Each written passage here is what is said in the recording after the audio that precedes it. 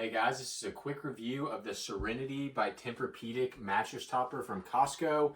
I know with bedding and mattresses and mattress toppers, it's very hard to get an idea of kind of what the feel is like. So I try to make these videos when I get new ones to help people out.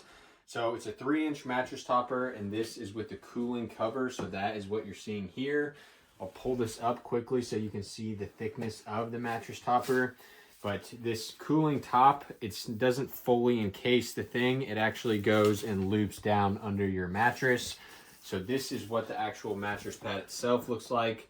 It is the full 3 inches, and it is a good Tempur-Pedic foam that's going to kind of conform to your body and then pop back like that. So overall for feel, it's definitely on the softer side. You can see I don't have to put a lot of pressure, but that was exactly why I got this, because my mattress was slightly too hard and I was getting aches and pains. So I wanted a softer kind of feel. So that's why I got this. And so far it has done a great job of relieving kind of pressure point pain. And I don't sink into it too much, but it definitely is on the softer side.